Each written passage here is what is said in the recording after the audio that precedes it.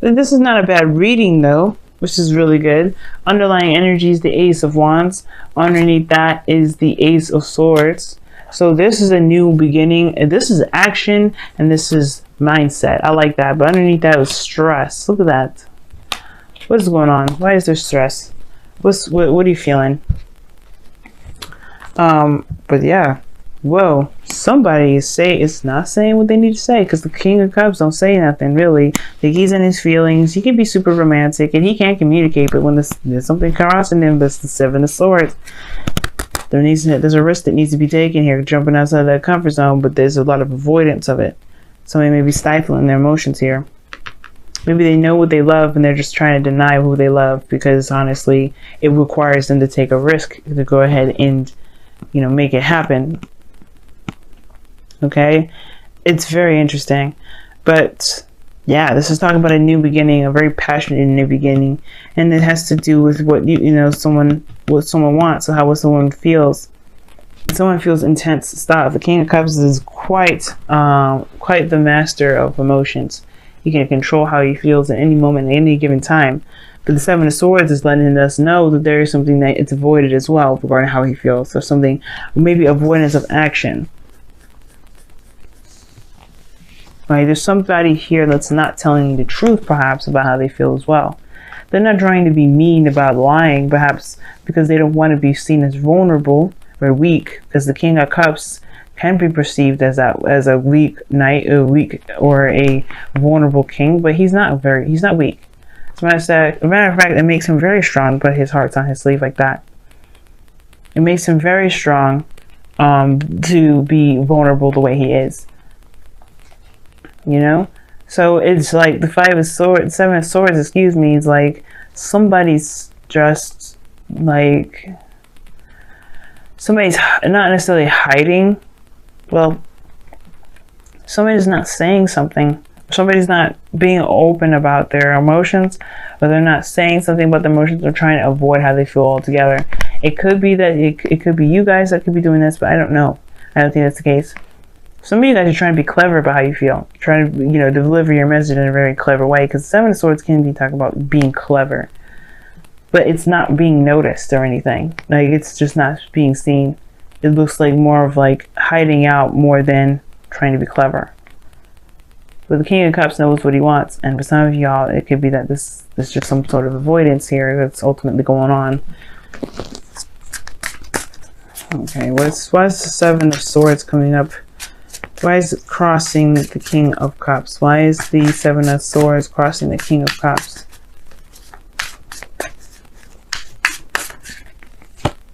The Queen of Cups. You guys are somebody is avoiding the Queen of Cups. This King of Cups is in love with this person, but they're avoiding them. Obviously because of this situation here in the future, in the outcome. Oh no. King of Cups knows what he wants, is deeply in love, but in denial because it has to do with the Queen of Cups. The person that he's in, that's obviously a great distance away, because you got the world here.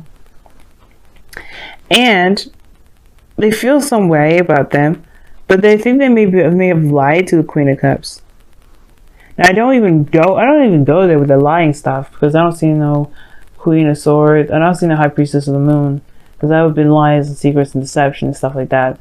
And the Seven of Swords itself can mean deception in a way, or denial. Somebody is denying themselves the love that they want because of the Queen. Well, not because of the Queen of Swords, Queen of Cups. They are just too madly in love. Maybe they're just, the feelings get too intense. Because I'm trying to figure out why the hell this person would even want to avoid their lover, their loved one, the person that matches their suit. Like, what's going on? Now in the past, you have the world, excuse me. So there has been a successful completion or completing of a cycle here. Something ended in a very positive sense. Now for some of y'all, this is, maybe it may not have felt the greatest, but it has its rewards to it. The world, excuse me, will always have its reward to it. Okay? And I feel like something may have completed its cycle. But then you have in the present here the Ten of Pentacles. So we have another completion, another 10. And this is also talking about commitment. This is talking about stability, support, security, legacy, marriage, family, generations. You know, this is a really good card. Some of you guys may be focusing a lot on the family, or focusing a lot on your family life at the moment, or building a legacy altogether. Ten of Pentacles means that you have in some way, have that, you have this, right? But then you go back to work in the future. Just like, like you're just like, yeah, okay, so I have this already, but maybe there's a little bit more stuff I need to do. The focus shifts right back to more practical thinking. So it's obvious that there is some sort of avoidance here about regarding this person that you are in love with. Perhaps you don't know if you feel like, I don't know, maybe you want to build like a fortress for this person or something like that, but you do realize that you have to say how you feel in order for them to want to even accept you in their life, right? Like, you can't lavish them with goodies and then expect them to want to be with you. I'm not saying that's what you're doing, Capricorn, but be mindful that if that is what you're doing, you have to come out of their shell and say what you need to say regarding how you feel, because it's not going to matter. Because your goal and ambition is the Page of Pentacles. That's great and all, offering somebody long-term commitment, stability, support, and security, even being, showing that you're a provider and showing that, that beautiful coin. But it doesn't mean anything if the person here is just in their fields. If the Queen of Cups is somebody, is how you feel about somebody, then you're in love with them for who they are. You're not in love with them for what they can give you. You're connected to them emotionally, and that means that person in turn is possibly in the same boat. They are connected to you emotionally. They're not connected to the physical aspects of the world. They're not connected to these earthly desires that that show stability in the physical world. It's a spiritual connection between the King and Queen of Cups. And that's the thing. There may be a denial about the fact that there is a spiritual connection. And no matter how hard you work, no matter how much you do, it's not going to feel like it's going to be enough, because this person exceeds physical matter. Like, this person's connection with you is intense, and it feels that way. It feels that way. The Page of Pentacles doesn't necessarily have to mean that you lavish someone with gifts either. It could just also indicate that you offer somebody long-term commitment, or they offer you long-term commitment, an offer of something that can actually last a long time. And I feel like that's the potential for this relationship too. I think you guys can get there, but you're not going to be able to do that if you focus on your practical matter. You're not going to be able to figure that out, or You're not going to be able to make anything of the relationship if it's constantly avoided and focused on dough making and legacy creating. Like, you have your career and everything that you got to deal with. That's cool. That's fine. But the moment you start avoiding it, or using your career and your work as a reasons to escape, or to escape your emotions and how you feel, it's just not going to go anywhere. And I feel like that's the thing with the Ace of Wands. It's like, the time is coming where you're going to want to say something to this person. I don't know if I'm tapping on my necklace is tapping on something, but you know what I mean? Like, I feel like you want to take a risk with this person. You're feeling really, really, really close to committing to this person right now. But it's hard to do, because it puts you in a very vulnerable state. This person may be like conjunct your 7th house, which is Cancer. So there may be somebody that's very Cancerian around you, right? Or this could be that there's a Scorpio or Pisces around you. But all in all, if they're not any of those signs, this is someone you're greatly in love with, that you have a spiritual connection with, that no matter what you do, it's really hard to overcome, because the King of Cups is the master of feeling. So he will feel to the end of his days. You know what I mean? Now, the outcome is external energy is the 3 of Pentacles. Well, you guys are planning for the future with a group. You're in a very stable spot already, and now you're looking to expand that. You're looking for the additional pieces, and you know that what's missing is a partner. Now, the reason why I said partner is because this could be a male or a female that you're attracted to, or you're connected to, or you feel that that you want an ideal lover, an ideal person that's in your life, that you want to be in your life. You're avoiding the relationship aspect of it, because obviously it can be very complicated, and you fall pretty hard, Capricorns. It's just true. We all do that. You probably have the hardest out of all of us, but hey, you know, I'm not judging. It's really, really sweet how hard you fall in love. And it's very difficult for you to find love because of that. Because you know, when you are in love with somebody, you mean it. You love through possession. It's very scorpionic how you guys fall in love with people. But hey, it is what it is. It doesn't mean that you can't find love. It doesn't mean that love isn't deserving of you or someone else isn't deserving of your love. But it looks like with the Three of Pentacles and the Ten of Pentacles is that you are looking to the future and are seeing the potential future for expansion, perhaps with more than one person, more than just yourself. And the Ten of Pentacles is not a card that's by themselves either. There's kids involved, there's children, there's family, you know, there's dogs here. Look at the old man. He's looking at his generation growing before his very eyes.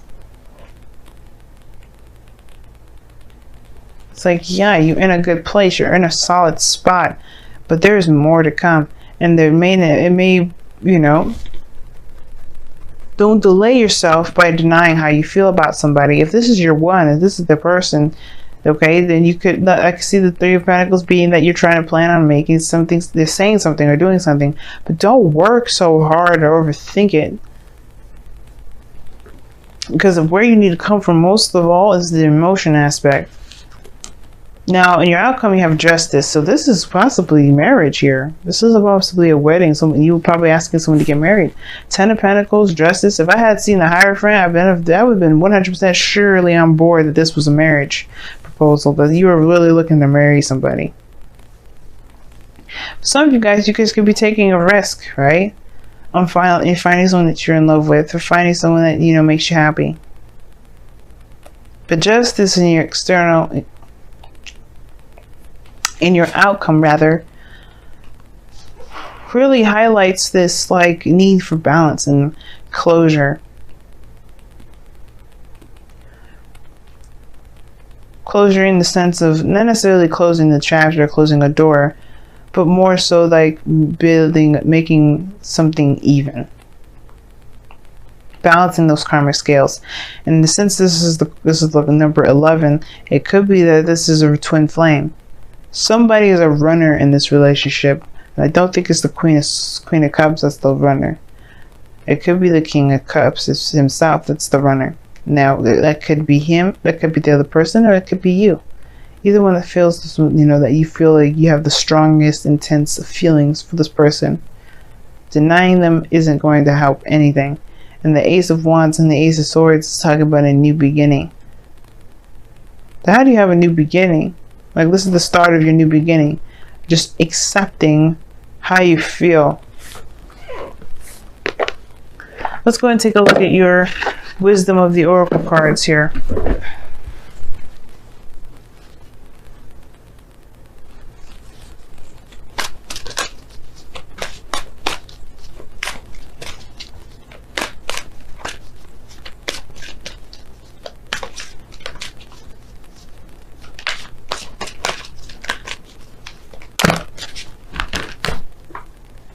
Wow.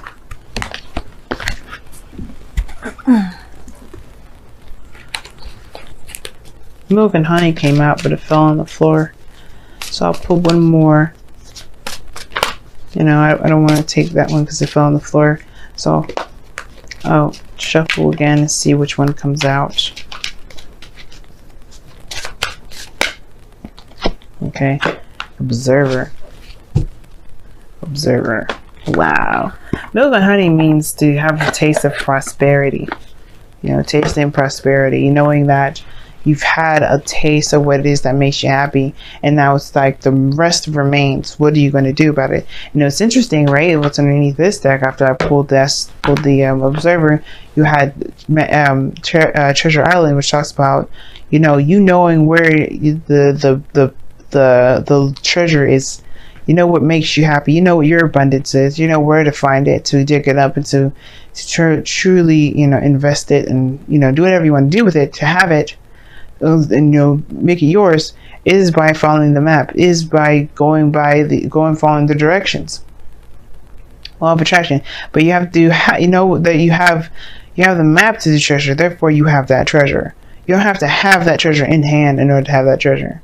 And that's the part of the law of attraction. You just have to know that you have it.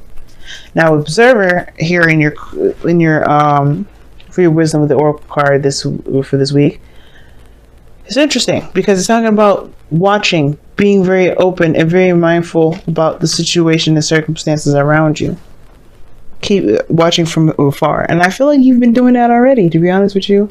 You may not have had the Page of Swords in this reading, but the Page of Pentacles is talking about looking very closely at details. Looking very closely at the details, really making sure this is something you want.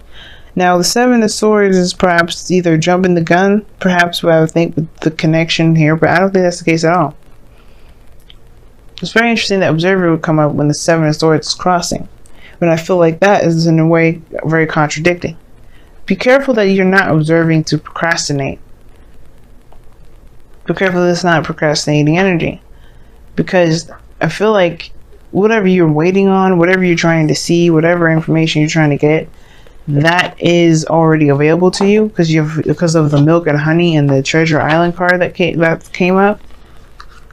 You have what you need already.